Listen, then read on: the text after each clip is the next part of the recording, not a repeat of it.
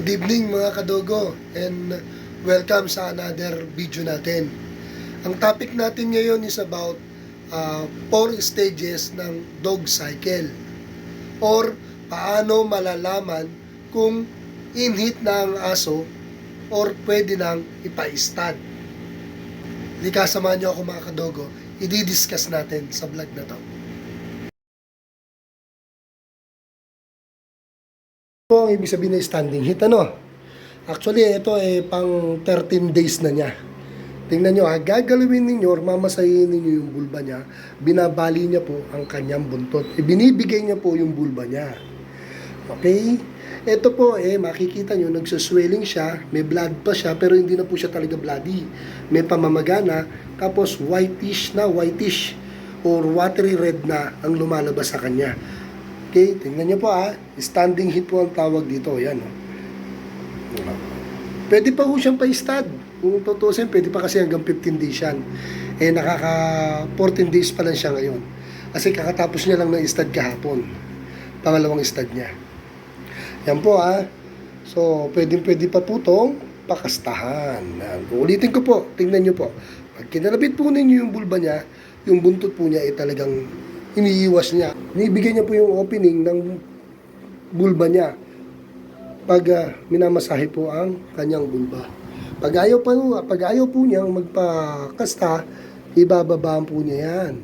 Tapos magsusungit siya, maaaring kakagat-kagat kunyari na para hindi siya galawin o hindi galawin yung bulba. Kaya pag ayaw niya, binababa niya po yan. Pero hindi po, tingnan niyo po. Kasi hanggang 15 days po talaga, standing hit po. Kaya gagalawin natin, binabali niya, binibigay niya pa po sa akin. Okay po, yan po ang tinatawag na standing hit. Pwede pa po yung pababaran. Kaya lang ako po, tinigil ko na kasi nakadalawang session na siya. At si Koto naman, nakatatlong session na. Okay. Si Pickles nagsimulang reglahin nung 18. So from 18, 19, 20, 21, 22, 23, 24, 25, 26, ika 9 days niya, yun po ang first stud ni Pickles. Tapos, second stud niya is kahapon, 28. Okay? Second stud niya po yun. Si Koto naman po, ang first stud niya is nung 6, ang first menstruation niya is nung 16. So, 16, 17, 18, 19, 20, 21, 22, 23, 24. Nung 24 po, ang first stud niya. 26, second stud niya. At kahapon, 28, ang third stud niya. Pero ngayon po, kung gagalawin po natin, ibibigay pa rin po niya yung bulba niya, magang-maga po. May swelling pa rin.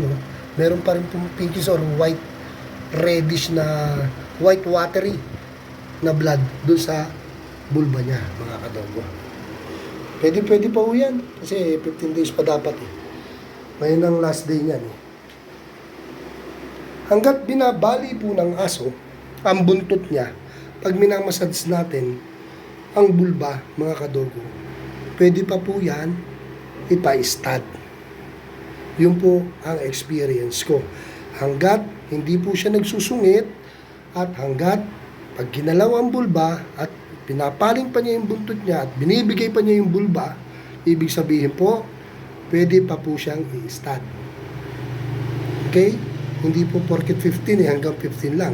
Meron kasi 16, 17 binibigay pa Okay? Hanggang gusto niyang ibigay, hanggang pinabali pa niya yung buntot niya, pwede pa po yan. Standing hit pa po siya. Yan po silang dalawa. At ako ay nagbibilang na lang po ng 63 days. 45 days to 50 days, kitang-kita na po yan kung buntis sila. Ang unang pagbabago po niyan ay mag-iayo ang nipple nila. Ngayon po, tingnan niyo po ang nipple nila. Tingnan niyo ang nipple.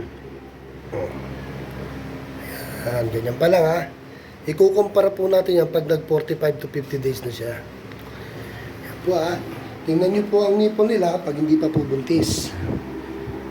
Ito si Cotton ba ito? Ayan, ito ang nipple ni Cotton, mga kadogo. Puti-puti pa.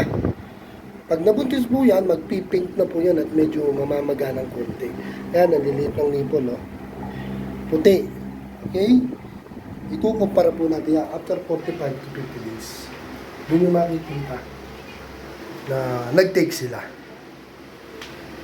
So again mga kadogo ha, ang talagang fertility nila from 9 days to 15 days. Pero inuulit ko po, hindi po talaga nasusunod yun. Sa experience ko po, hanggat binibigay po ng aso ang bulba nila sa male dog, kagaya ng ginawa natin, minasahe po natin yung bulba kanina at binabali pa niya yung buntot at hindi siya umaangal at gusto pa niya, ibig sabihin, pwede pa siyang ipa-stud. Sana po malinaw po yun. Pwede rin pong araw-araw ang stud natin sa aso. Mas maganda po yun.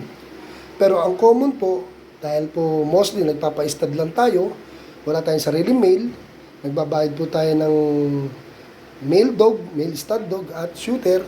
Kaya ang nangyayari po, from 9 days, alternate po ang pagpapa-stud natin. 9, tapos 11, tapos 13, yun po yung 3 days. Pero kung po tayo ay may extra money pa, hanggat binibigay pa po niya yung bulba niya, pa-stud po natin every other day.